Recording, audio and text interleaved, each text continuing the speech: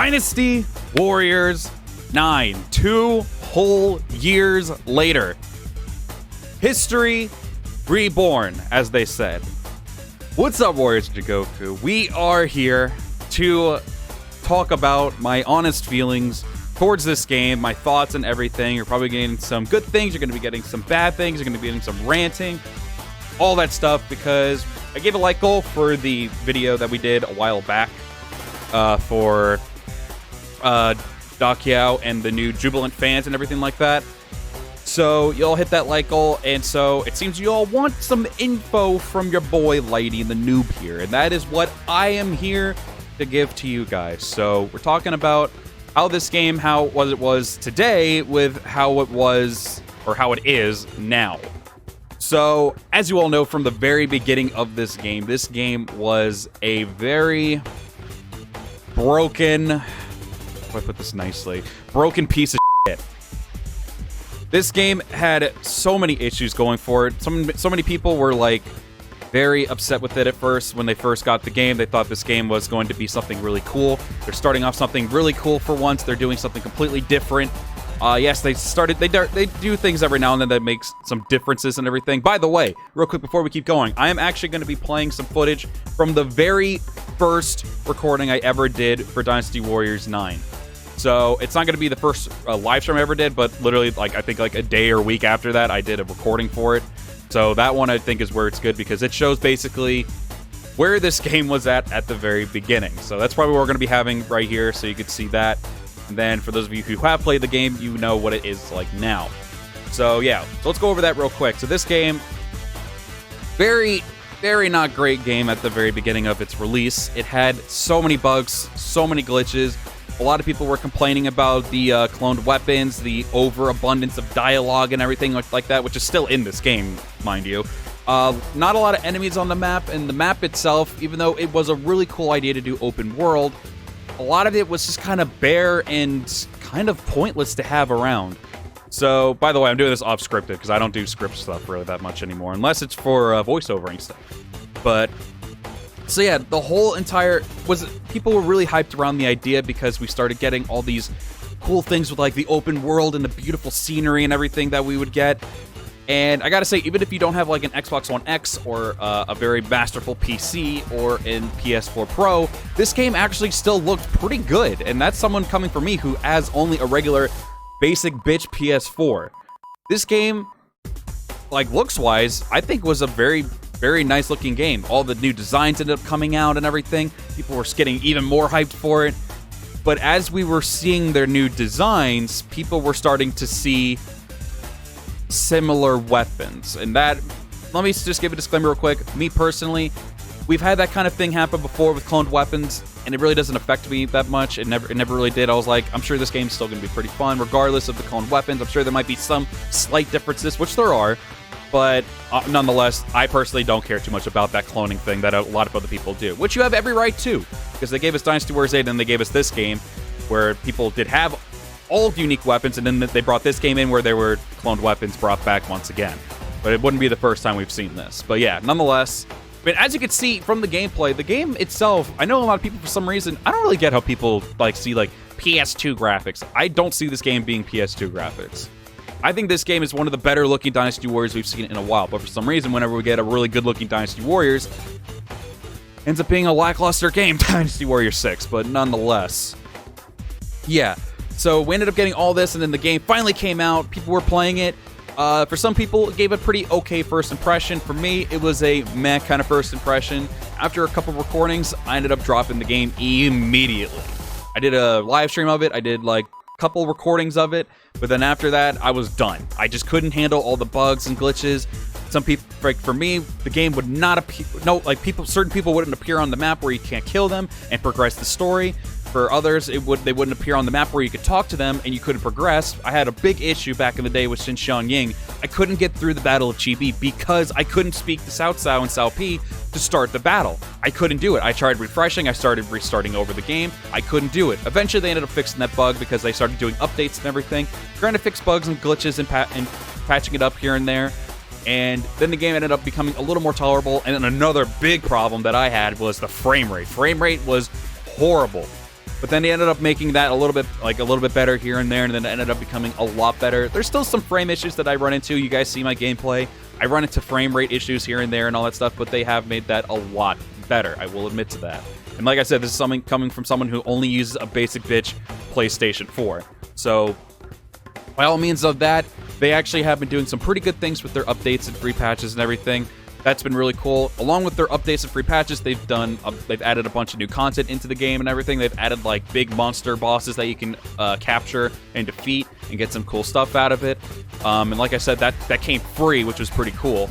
They also ended up patching in a couple of other stuff with like bodyguard system, which I think is, we'll get into that a little bit later because that's later on in that. But they ended up patching in like bodyguard systems and then more stuff for you to use for your hunting points, currency, and all that. And I thought that was a really cool thing because that stuff was just sitting there collecting dust because you couldn't do anything with it. But yeah, so this game definitely has its ups and downs.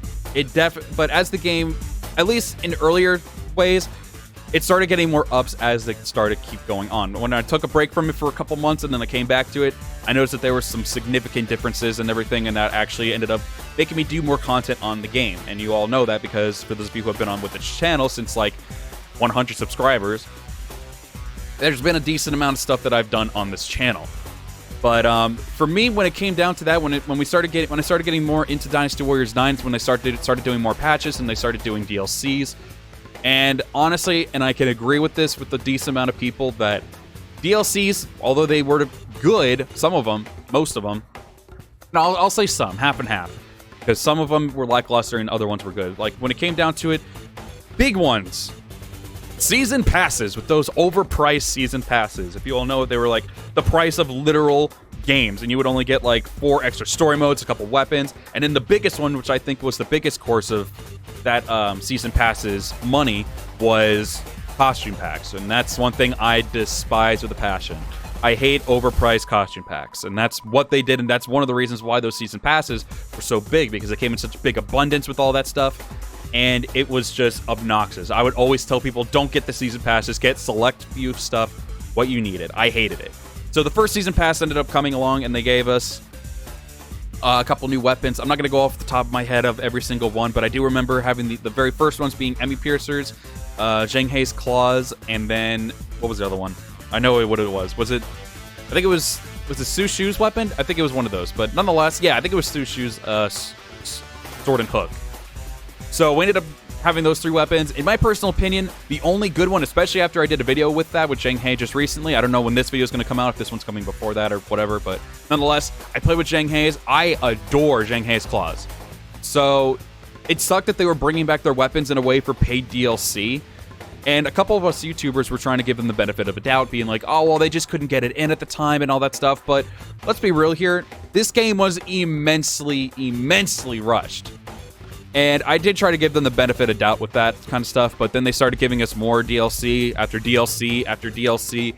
For what you all probably know by now, especially when it comes to you Dead or Alive fans, you know they get hungry when it comes to DLC and their paid content. Their good stuff is usually behind, their like really good stuff, they usually put behind a paywall, and that is exactly what they did with this DLC by giving us returning weapons for some reason and putting them as DLC. And that, along with myself, angered a decent amount of other fans who were like very loyal to this series and everything. But nonetheless, and some of these weapons good, some of these weapons not good. And that's obviously an opinion, but I thought the Emmy Piercers and the Sword and Hook horrible. They were terrible in this game. I even tried to go back and play them a couple times. I couldn't do it. Obviously, there's going to be some other people who did enjoy them. For those of you who did, congrats for you. But I was one of those people who could not get into those weapons. I thought they were very, like, not great or not smooth at all. I just didn't like them at all. The Claws, though, very good weapons, actually. Very good. I gave them a second chance in a video recently, and they were really good. But, yeah, so regardless of all that, they started to end up doing more. Of course, they started doing more patches to make the game more smoother and everything like that. And I started playing the game more and more.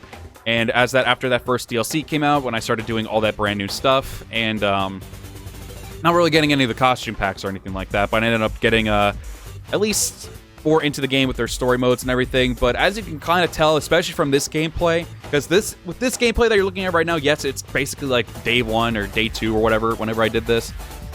The game felt immensely slow-paced, and they also gave us a lot of really slow-paced missions as I got further and further into the game. And with that very slow-paced stuff, what I mean by is with all their like escort missions, which, oh my god, I hate those missions with a passion because they are so slow. With all their like fetching quests and everything. Let me get this down to the nitty-gritty real quick, because I actually wanted to say this before I forget, because I did get a really interesting point from another YouTuber. I don't know really if this was their point, because obviously they gave us a completely different combat system, which I think is okay. I think the combat system is okay. It's not the best thing I've ever touched in my life.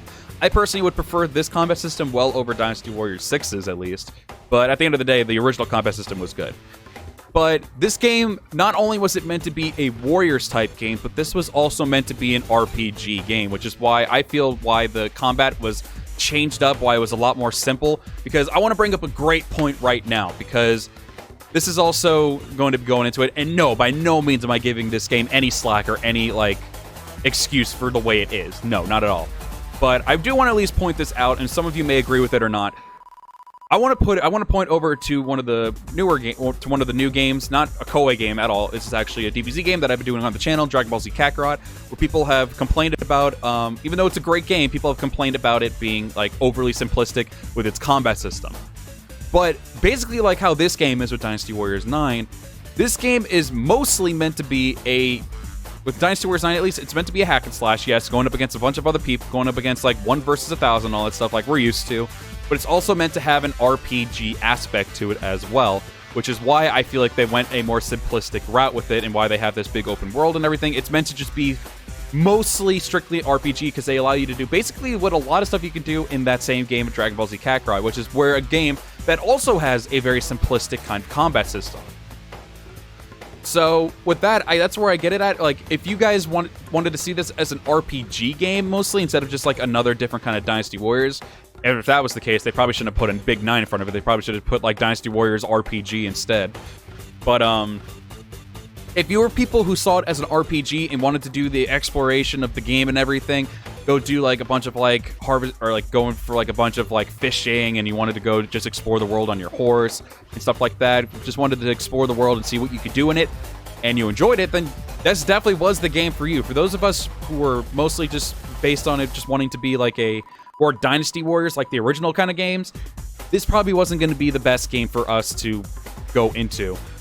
So, like I said, by no means am I giving this game any slack, but that is basically the kind of... I see a lot of connections between this game and DBZ Kakarot, which had a very different direction in it, and like open world based, big map and everything like that. Some things were a little bit bare here and there in both games, but nonetheless...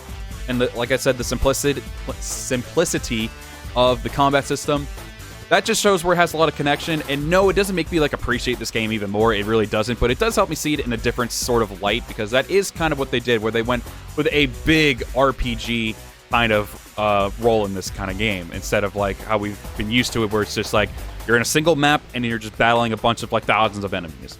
But I wanted to at least mention that real quick. But nonetheless, I still think that in particular still gives this game really no excuse, because in my personal opinion, yes, I'm really impressed that they try to do something new, but they really, in my personal opinion, probably shouldn't have named this game Dynasty Warriors 9. They probably should have either just named it Dynasty Warriors or Dynasty Warriors RPG at this point, because let's be real here. Is it a Dynasty Warriors game? Yes, it still has that sort of feel to it, but I really feel like it's a big, different kind of game compared to the other Dynasty Warriors, which is why people, from what I see, are not big fans of this game, and myself included from time to time. This is definitely meant to be more of a just fighting, simple fighting type of RPG game. That's what I see it as. So yeah. So with that being said, I just wanted to bring that up, but let's keep moving on from there. So nonetheless, after I mentioned that part, I do want to bring up after the DLC, and I was mentioning all the escort missions and all that kind of stuff. Those missions need to be banned. Fetch missions, escort missions.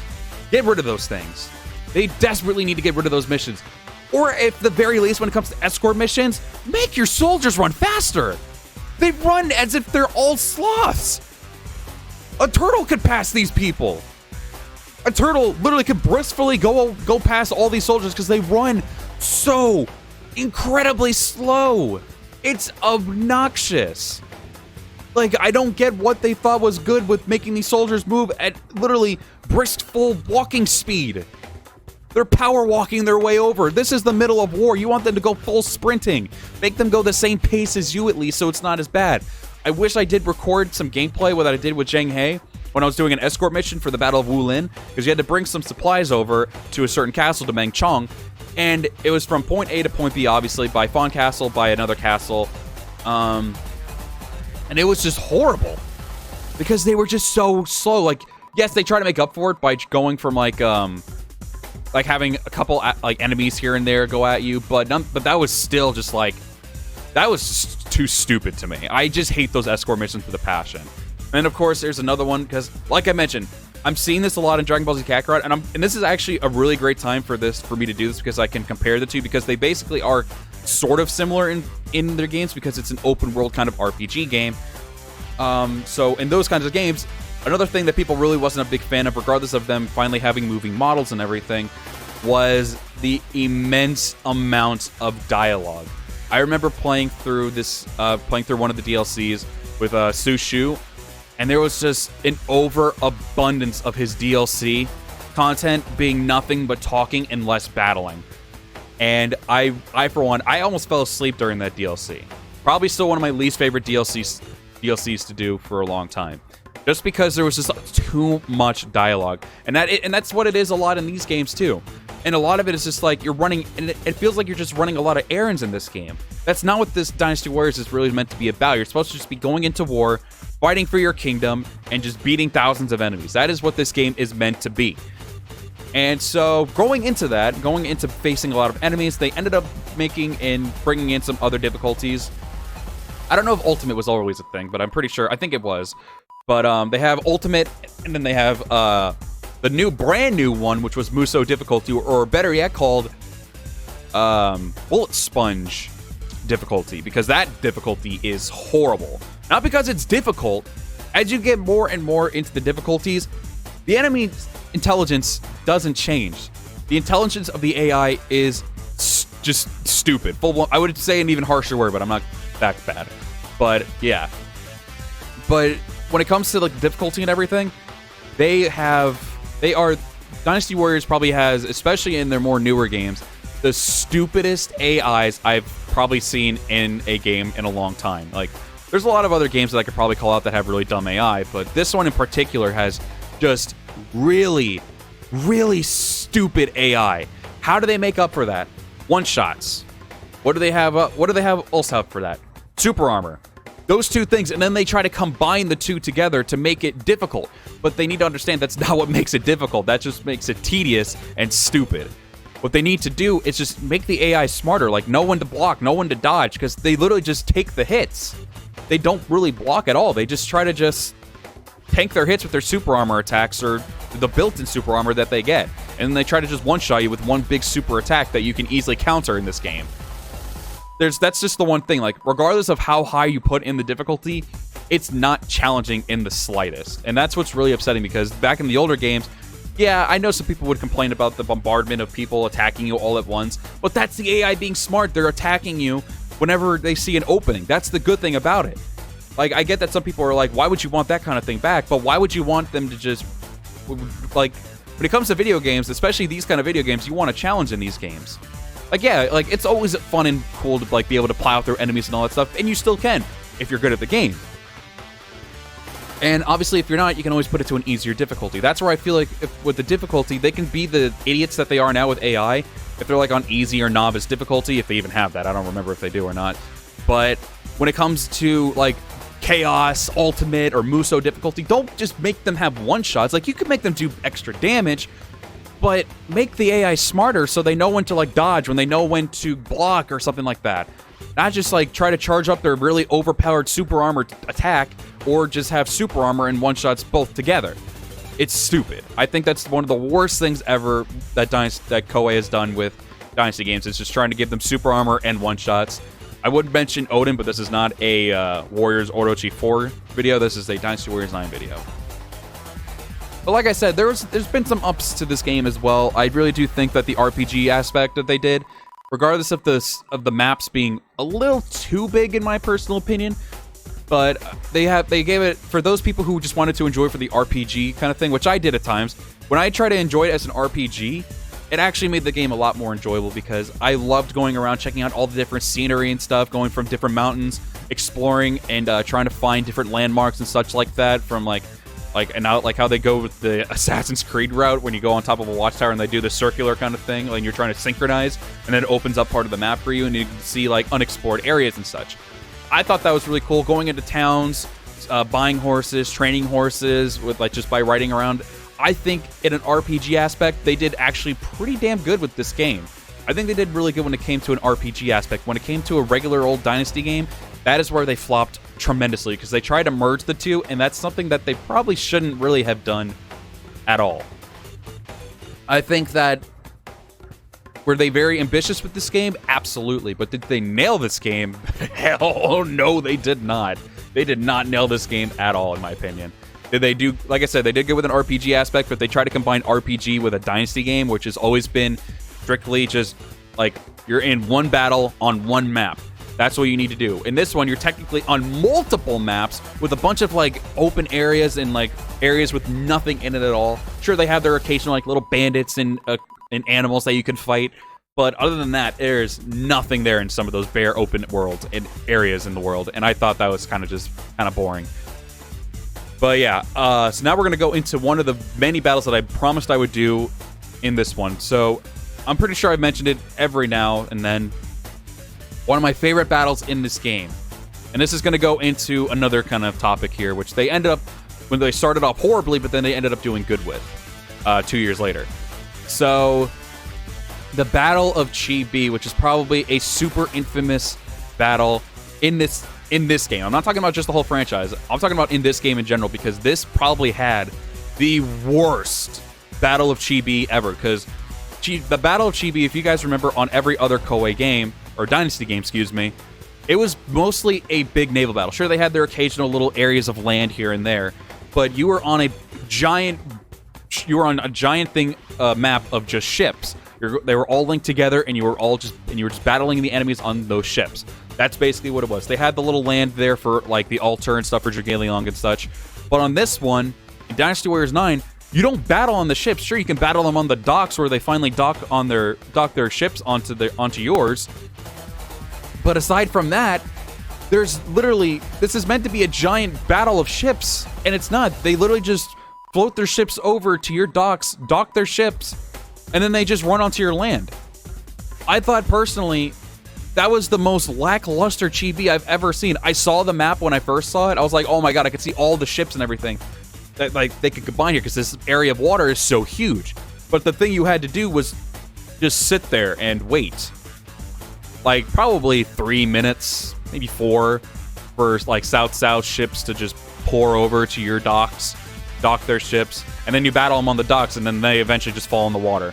The ship combat, or the boat combat, was terrible.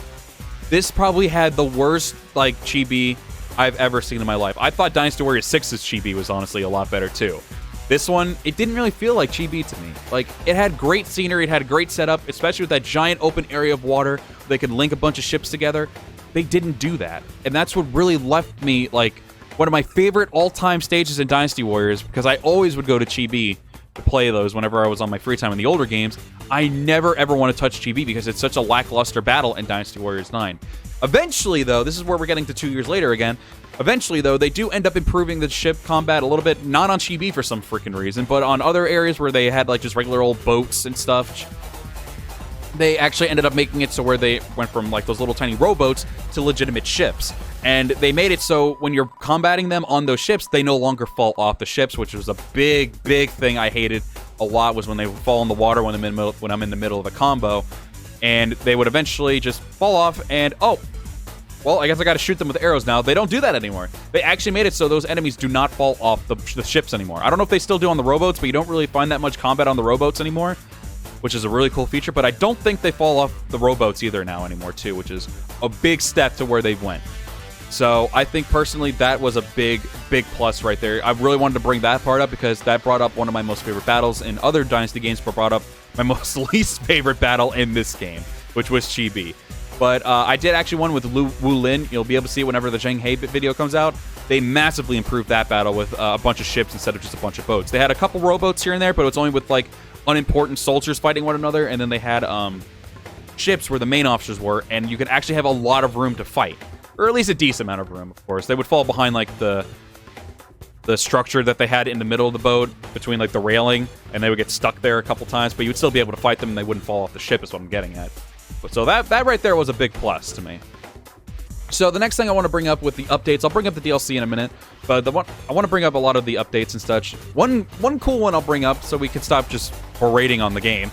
Regardless of it having a little bit of a lackluster part where it was limited with based on the cost number. But yeah, so they brought up a new cool thing that you could do with animals, which was called companions. By the way, if you're seeing any lag on that gameplay, that was just the game then. It's a lot better now with that frame rate and stuff now. Actually, wait, is that where the guy falls through the steps? Hang on, I want to see real quick. I think this is where this guy falls through the steps. Oh, wait, is this it? I'm sorry, I know we're in the middle of this, but I want to just see, because it just shows, it could just show, like, how amazing this one, unless it already showed it, because I'm not really looking at the screen. But I think this is the area where I actually made a dude sink into the freaking, yep. I was literally just dumbfounded there. I was like, hello? Where'd the guy go? He literally sank into the steps. I personally have not run into... I'm glad that came up at that point, because I know we're about to go on the topic, but that's really important there. I have not seen that issue in a very, very long time. What they had there were people who would sink into the walls, sink into buildings, sink into, like, staircases and such. Thankfully, we don't have that... I haven't run into that issue anymore. I've never run into that issue ever since they updated this game. So I do want to at least give that plus right there. This game has been improving, because that right there has not happened since I did that. Probably happened in other more recent videos. I think someone sank... I was fighting Hundong, I think, in a video, and he went into the wall or something. It was him or Huang Gai, but nonetheless, let's get back to the topic at hand. But I'm glad that came up right there so I could bring that up.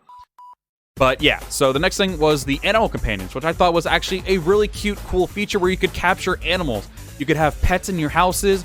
You could have companions like wolves, pandas, bears, elephants, and all the such. They could all accompany you in battle and start attacking your enemies and such, or maybe even give you buffs, because there were deer who gave you buffs, pandas who would give like a circle of healing if you were at a certain amount of health, which, good intelligence, AI intelligence right there. I wish they would do that with the other, you know, with the enemies too that you fight, but nonetheless. And then they would also give you like dogs, pigs, cats, roosters, and pigeons and stuff that you could have as pets in your house. I thought was a really, really cute, cool feature. It definitely actually was a really time-consuming thing, because you would need to find like certain areas to go and capture certain things. If you wanted to get like certain animals like that were in like small boxes, like dogs and cats and stuff, you need to be probably like near a city or something like that, or in a farm, and like have a tiny little box with bait in it. I thought actually that was a really cool feature. I spent a lot of time doing that and trying to catch pandas and such. And I thought that was probably one of the more funner things I've actually done, because I took it as an RPG kind of thing, and that was immensely fun to me. I thought that was actually a really enjoyable time. And so, it's not really much to say with that one. Like I said, you were able to capture like pretty much almost any animal that was in this game. Like I said, pigeons, roosters, cats, dogs, elephants, pandas, tigers, wolves, bears. It was a really cool thing. And then another cool thing that they added, you could even capture the animals, like the boss animals. If you could, like, you needed like a certain arrows, tranquilizer arrows, in order to do it, and they had a gauge now where if you depleted that white bar all the way down, you would be able to capture that animal. And they allowed you to do it with those cursed stone bosses as well, which was really cool. We're gonna get into those too as well, because those things, as interesting as they are, I feel like you needed to have like broken. So yeah, we're on the topic of animals anyway, so let's go into that, because there's nothing really much else to talk about with those animals and companions and those household animals as well. So let's move on to this was part of free updates that they did with cursed stone bosses. They had flame tigers, they had like electric bears, and they had like wind wolves and all the such. I don't know if they had any other animals, but I don't remember right off the top of my head. But yeah, they had like all those cool things, and I thought that's a really cool idea to have those kind of things there. The problem with it is you needed very, very broken kind of characters to do it. I remember a lot of people farming with Zhong Hui because of his weapon and all the such, because he had a certain trigger attack that like melted the health. Those things were cool, but the problem with it was like most, they had super armor, and they also had one-shots. And then they also, and some of them even, and then, no, all of them, had barriers around them that if you got too close to them, you would start to take damage. Obviously, that stuff would go away eventually, but that was one of the most tedious things in this game so far was those boss fights. I couldn't stand it. I couldn't stand it with a passion. Like I said, it was cool to be able to fight those things and try to survive as best you can and all that stuff, but it was basically you had to have a broken setup or spam your Muso, in my personal opinion. Or if you were just trying to capture them, just spam the tranquilizer bow on them. That's pretty much that. But yeah, those bosses were cool in theory, but at the same time, they were also kind of lackluster just because of the same usual thing that Koei Tecmo does, is where they just use super armor and one-shots. I thought that was a really cool idea, but it really flopped on one at the end of the day. But yeah, and with all that being said, let's move on to more companion stuff. So this is one where I have had ups and downs with. You all know it by now, where I did my duo videos and such if I didn't have anyone to play the game with, because I'm a lonely little boy. Where I did something with the bodyguard system. The bodyguard system has its big ups and downs. This was another thing with a free update. And this one, cool, but it was also a pretty bad thing too because they limited the bodyguard system for some stupid reason. So a cool thing, if you went into your house, and this was, like I said, like probably a year later, I think. But if you went to your house and you made a certain thing at your house, you could invite people into your household, your hideaways, or whatever the hell they're called. And eventually you would be able, if you do like one little thing of dialogue with them, you would give an option to recruit them. And so you'd be able to run around with you and also another character alongside you. So it was cool because of that. And the bodyguards, not bad actually. They're pretty smart. They are able to do combats. I know for some bodyguards in certain games, they were pretty stupid and they didn't know how to fight on their own unless you like gave them directive or something like that. But in this one, they actually weren't that bad, and you'll actually be able to see that in the Zhonghei video that I do, because I was with me as Zhonghei and Yujin, and he was really good. He was really helpful. He was taking out a lot of the famous officers for me, and I was really enjoying my time having Yujin along with me. But the problem that I have with it is when I was trying to do these videos, and obviously this is probably a first world problem for me, they limited who you could have with like certain chapters and all that such, and like, for some reason, when you wanted, like, say I wanted to do, like, Guan Yinping and one of her brothers, I couldn't do it because for some reason they were like, well, you can't do that. You can't have family be part of the bodyguard system. So if you wanted to be Guan Yinping, you could not have Guan Suo, Guan Xing, or Guan Ping, or even Guan Yu for that matter, with you. I wanted to even do a Xiahou Ba and Xiahou Yuan video. I couldn't do it because for some reason, when they have the same name, you can't have them together. For some reason, they just made it so families could not be together in the bodyguard system. I tested it out with multitude of characters. I tried it with the Sun family too. I tried it with the Kiao sisters. I couldn't do it. For some reason, they limited that, and that is what really tipped me off about this. It actually made me stop playing because I wanted to do more of these cool duo videos. I was thoroughly enjoying it, and that was one of the things that kept me playing this game. And then it was some of the things that you guys were thoroughly enjoying. So I either had to be creative with it, with like how I did with like Zhao Yun and Ma Chao, for instance, both being spear wielders. Not that creative, but I still did it anyway. And that's what tipped me off because I couldn't do anything with that. I couldn't work that much off of it. I either had to be really creative or I just couldn't do it at all. I had to scrap so many ideas for this duo videos because I just couldn't have families put together for some reason.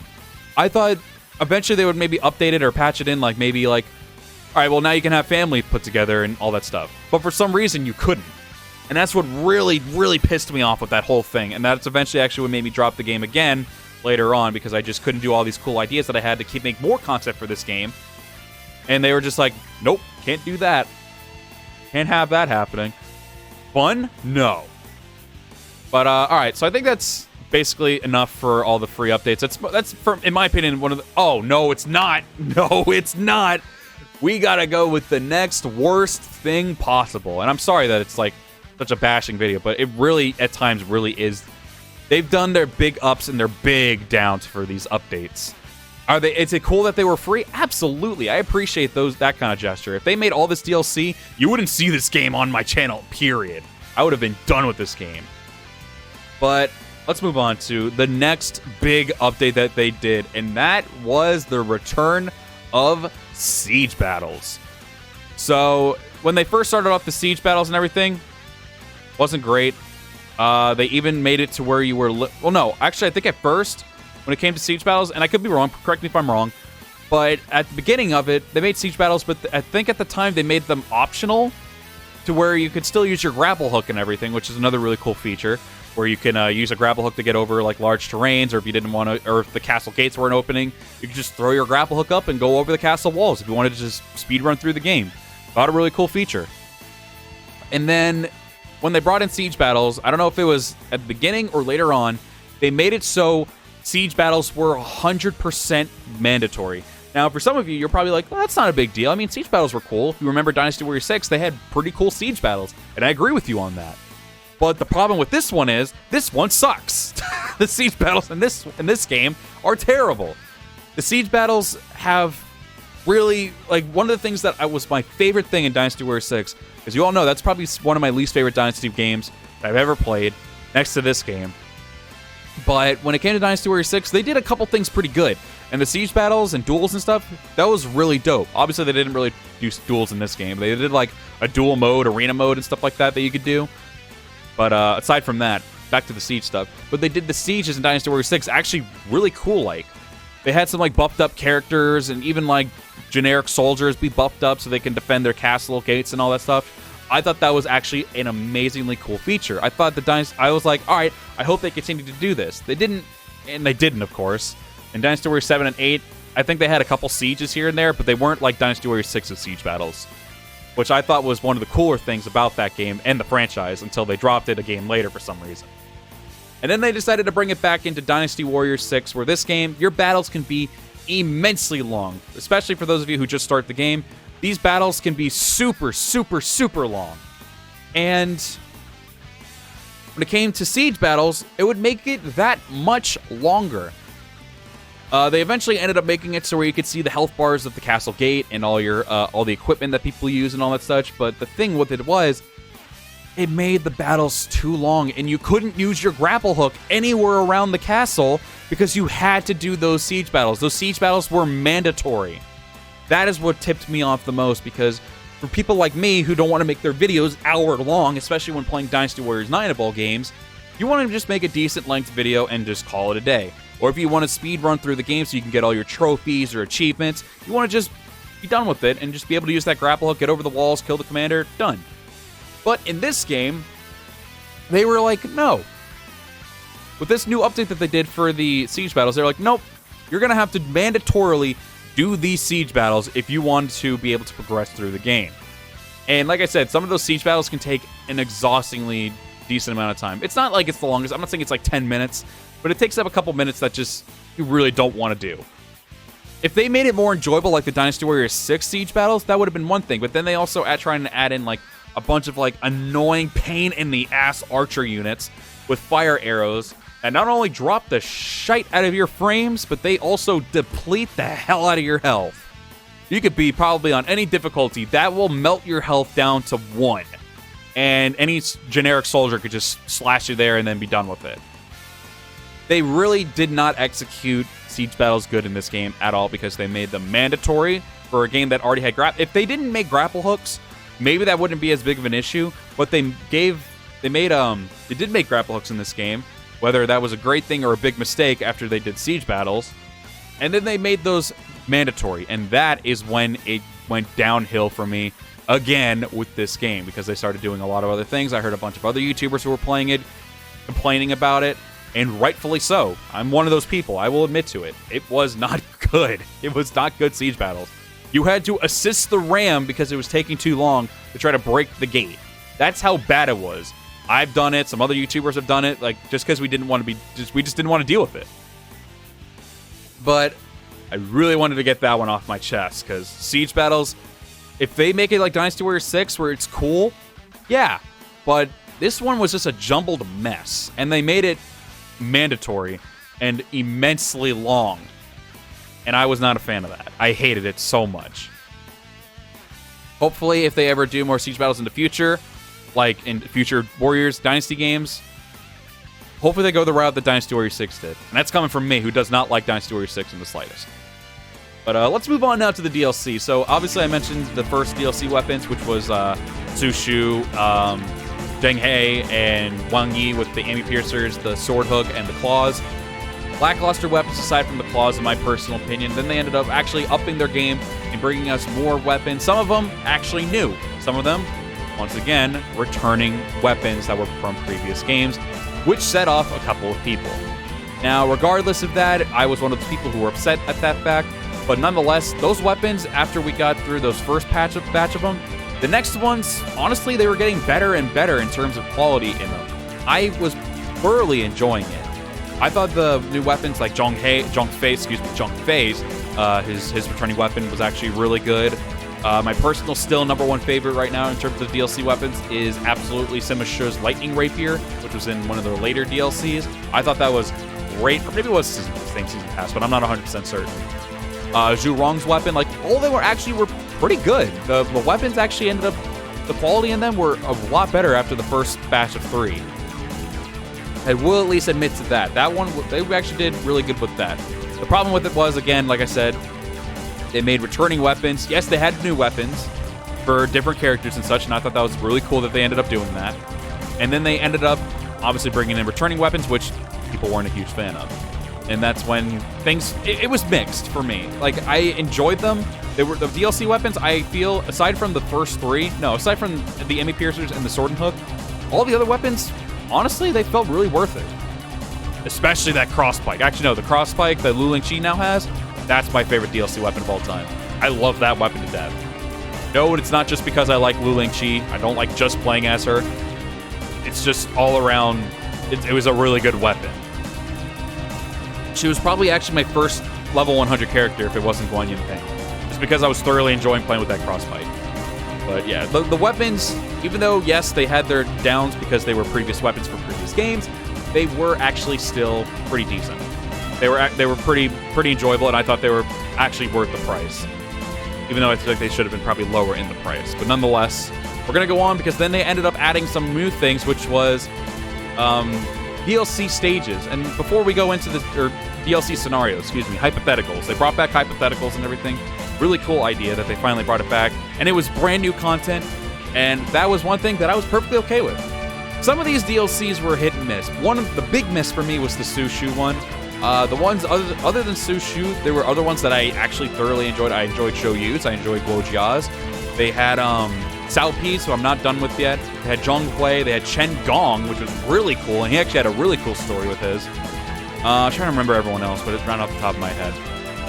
So I remember I did almost all of them aside from the brand new ones for content, because I just didn't feel like doing them anymore. They did Lu Su's, which was actually pretty dope as well.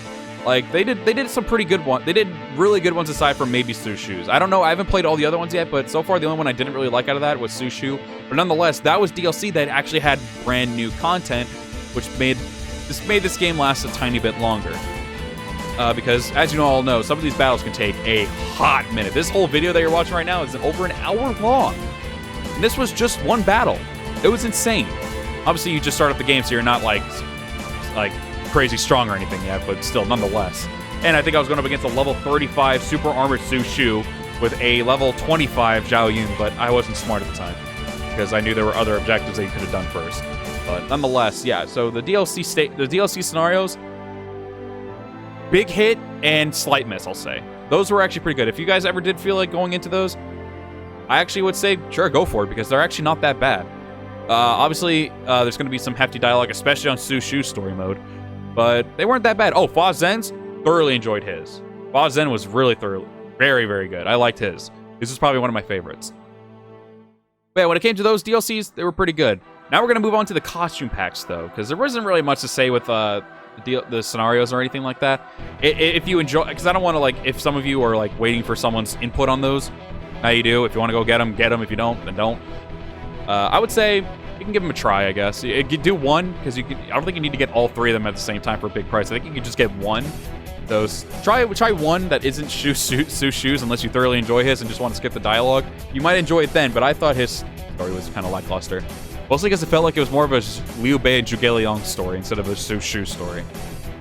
Then again, I fell asleep through half of them. That's the only one I actually fell asleep through, believe it or not. But yeah, so let's move on to the next one, which was the costume packs. This one was a big miss and hit at the same time. So big miss because they had a lot of really stupid costumes that just really wouldn't fit like warriors. With the DLC scenarios, if you went through their stages a decent amount of times, you would get cool, brand new looking warrior outfits in the DLC scenarios. So that's another thing that you could look forward to if you were waiting to get that and wanted someone's input. You can get some cool new outfits for like the characters that you play as in those scenarios, which was like, for instance, Zhou, Guojia, and such. But with the actual DLC costumes, those DLC costumes were very, very lackluster. Aside from a couple, the only ones that I really actually did thoroughly enjoy were the knight and samurai costumes. Obviously because those were like warrior type costumes. And another really big thing that I'm upset with is that they didn't give us previous games' costumes, like Dynasty Warriors 3's costume for Zhao Yun, for instance, or Xiahou Dun, or any of the other characters. Why they didn't give us that, like how they did with the other games, I will never know. That would have actually been something that I know a lot of people actually would have paid money for because they love to see those costumes on them. And I would have loved to see those older costumes in this game, like how they would look in this game. Because this game, like I said, it's good. It's a good-looking game. It's just not a great game. And I would have loved to see the costumes from that, but instead they gave us schoolgirl outfits. What were they, like summertime outfits? But in those costumes, I was like, don't waste money on those. I told people I bought them so people could see them in action or anything like that. Or if it was because it was one of my favorite characters and they had a costume, that was one thing. The knight costumes, though, those things were really, really good. Knight costumes were really cool looking. Obviously, if you don't want to pay the money and you're okay with the designs or the characters have right now, because I think this game probably had the best designs for all the characters I've ever seen. But if you wanted to spruce it up, change it up a little bit, I would have actually really suggested the knight costumes and the samurai costumes that Gan Ning and Ling Tong got. And obviously the knight costumes that a bunch of other characters got as well. Those costumes, really cool actually. They were a really cool thing. I showed off, I think, almost all of them. So you can go check those out down. I'll probably maybe leave it something down in the description. Maybe I'll see if I remember, because this is making me burn through a lot of brain cells. I'm sorry that this video is so long, but there's just a lot to go through with this game. It's crazy. But and then we'll bring up some other things that they returned to this game, which isn't super crazy, but we'll bring it up as well. So yeah. So with those knight costumes, yes, I think those are actually worth it if you are someone who wants to change up the look of maybe one of your favorite warriors and such. Obviously, it was selective to like probably the most popular characters and such. But I'm sure some of these characters didn't get any DLC costumes, but nonetheless, yeah. So I think the knights costumes and those samurai costumes that Gan Ning and Ling Tong had, really cool costumes. I think they actually were worth it if you're willing to pay for costume packs. Never go for the season passes though, because I can guarantee you there's going to be something in there that you thought you wasted money on. Buy them separately. I promise you, buy them separately. You need to wait on certain things. If you can't buy them all in one, then just promise you, it's not like you're missing out on much. Just wait on that. But yeah, so another cool thing that they ended up bringing in was a returning thing, I should say. They did allow you to be able to update to where you can actually change the music in the game, because as you all know with this game, you had to listen to the same exhausted battle music over and over and over again. And the really annoying part is the soundtrack for the actual battles themselves, like the Battle of Fawn Castle. Great song for Dynasty Warriors 9, but the only time you could hear it is when you were at the main objective. I thought that was something that they would keep like throughout the entire battle, but no, they would end up doing their little idle, like riding around on your horse little kind of thing, music, and then you would get your same old battle music that you would have gotten 18,000 times. And then when you're finally at the main objective, like the final objective, you finally get that battle music. You're like, oh, this is really dope. But then before you know it, bam, there goes the music. You don't even get to listen to it. So they made a really cool feature in this where they would be able to switch the music in the middle of the game. At first, they only made it to where you can change it at the hideout, which was kind of silly because I didn't want to go back and forth to change the music. But they ended up making it eventually, 2 years later, they ended up making it to where you could actually change the music in the middle of battle, which was really cool. So if you were getting tired of one song, you didn't have to go all the way back to your hideout to change it. You could go into the middle of battle and put it there. But and then they ended up adding, as like DLC scenarios came along and more updates and patches came along, they actually added in older soundtracks and such, which I thought was really, really cool. I'm glad that they were able to bring that kind of stuff back in. I was really, really happy about that. So if you ever wanted to hear like some old BGM, they didn't bring every single one back, but they brought in a big chunk of them back, or at least a huge chunk of them back. So if you ever wanted to just like play these battles, but you wanted to hear it in like the original soundtrack of like Dynasty Warriors 4, I know some people are like big fans of the like the Eve and such. I know that's one that people are really, really happy for. Like people, like I remember a lot of people telling me I'm immediately going for Routed from Eve from the Battle of Chang Bong. You could put that in your battle. Like if you wanted to relive that Battle of Chang Bong in either Lu Bu's or Cao Cao's armies, and you wanted that song in, you could do it. I did that actually before I got to before I did Zheng Hei's video. It's really cool. It's actually still playing right now. I thoroughly enjoyed it. I love that. I love it. I love that feature that they ended up bringing in. It was really cool. And another cool feature that they actually ended up bringing in, especially for those of you who are content creators, unless you wanted to just make your own kind of thing, was photo mode. This one actually was really cool for the community because you could do photos of like the moments you were doing in the game, or if you wanted to just take cool pictures of your favorite warriors and such. I thought that was actually a really cool feature. So I personally have used it for thumbnails here and there. I ended up kind of drifting away from it a little bit because I just wanted to do my own thing. But every now and then I do use photo mode for that. I did use it for like outros and such too back in the day. I actually do really like photo mode. It's probably still one of my favorite things about this. Like I said, I don't do it as much, but it's still a pretty cool thing. It's a cool feature that they ended up bringing into, especially for people, like I said, who do content creation. If you want to make a cool thumbnail, you could do it. You could even slap the Dynasty Warriors 9 logo on there, so you didn't have to do it on like whatever software you use to make thumbnails. I thought it was a really cool feature. So I want to just bring this to a close because we've been going on for almost an hour now. So I want to bring it to a close here. So all in all, 2 years later, how has this game fared? You could say that for some people, you could say this game actually ended up being a vast improvement from its release. Yes, it ended up bringing some really cool things later in patches and some cool DLCs that were brand new, even regardless of them bringing old weapons and such back too. The DLC weapons, actually pretty cool, aside from the Emmy Pierces and the Sword and Hook, but that's just my personal opinion. I thought they were ass. But yeah, so I thought that kind of stuff was actually... I thought there were a lot of vast improvements in this game, but then they ended up kind of also just like killing it with a lot of their... like with the foundation of this game. My personal opinion, especially with a big number of the fan base, this game has definitely... This game was definitely dead probably within the first month, if it was that lucky. That just shows how bad the game started at first, and that's the bad thing. They started improving it afterward. If they waited on their release of this game probably actually would probably be more well-reviewed, but they waited. They didn't... Well, that's the thing. They didn't wait, and this game ended up being such a big miss. It was a hit-or-miss kind of thing because it was a brand-new kind of thing. It was an RPG, open world, mixed in with Dynasty Warriors. It was a hit-or-miss. This one was a big miss at the beginning, and it did end up improving itself, but the damage was already done, and that's why a lot of people didn't end up coming back to this game, and I am 100% there with you. I understand. Yes, they did improve some things, but they ended up making some things not so great at the end of the day as well. This game is a jumbled mess, in my opinion. It had its cool things, but it also ended up having its bad things. They updated the game to make some cool new things, but then they updated the game again to make some new things crap. And that's why I don't do as much content on this game as I normally do, and that's why I'm always telling you guys, hit that like button if you want to see more of it, and that's what I do. So, yeah. So, for my personal opinion, it's a love-hate relationship for me.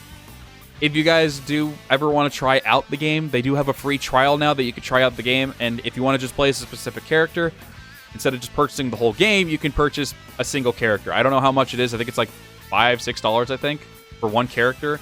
But don't get me wrong when you hear that, yes, that's kind of ridiculous, but depending on the character, you could be playing this game for a hot minute. If you were playing like Zhao Yun or Guan Yu or anyone who has been alive throughout most of the game, you'd actually have a pretty long game ahead of you, because this game is immensely long if you can't speedrun through, which you technically can't anymore because of all the certain updates that they do here and there. But yeah, so that being said, I think if you guys want to give it a shot after 2 years, you can give it a shot. Try the free trial. Don't get the game right off the bat. Try your free trial first of the game. You might have to purchase a singular character. I don't know. I don't know if they already give you a character during the free trial or not. I'm not 100% certain on that since I don't have it, because I got the game on the deluxe edition. Put a gun to my head. I know. Dumb. Should have waited, but nonetheless, I did it. I wanted the hard copy, all right? I wanted that hard copy. That hard copy for the physical copy is really dope. But yeah, so that's my personal honest thoughts. Don't get the whole game right off the bat. try the free trial version first. If you have to purchase one character, it's $5 or something. I don't remember how much it is. If not, it's more. If it is more, I'm sorry. But it's better than paying $60 and realizing this game is not for you. If you want to try it, and I know this is late. Try it now. Try this. Yes, this is meant to be a Dynasty game. It's Dynasty Warriors 9. But try it like this. Try to see if you can enjoy it from an RPG perspective. If you were an RPG fan, try it out. Try out the free trial. Pick a character that you think you would like. Don't try Su Shu, of course, because his is literally one mission. Don't do that. I would also recommend not doing Dian Wei. Maybe not Sun Jian. Try someone who probably has a long lifespan in this game. And try someone like that. So, try to do something like... Or, yeah, also don't do Diao Chen. I think she's like 2 missions worth. But, yeah, so try the free trial first if you're someone who's an RPG fan. If you're a Dynasty fan, it probably isn't the game for you. Like, if you're someone who's used to, like, all the, like, original combat systems and all that kind of stuff, this probably isn't the best game for you, in my personal opinion. I'm trying to help you out here. If you want to still give it a shot, like I said, for the RPG people, you can easily still give it a shot in the free trial version. You might have to pay for a character or two. But, and obviously make sure they have a decent lifespan, otherwise your game's going to be done really quick. So, yeah, try it out that way. But, alright, guys, so we're done here. It's been probably almost an hour long. It has almost been an hour-long video, so... If you all did enjoy it, be sure to hit that like button right now.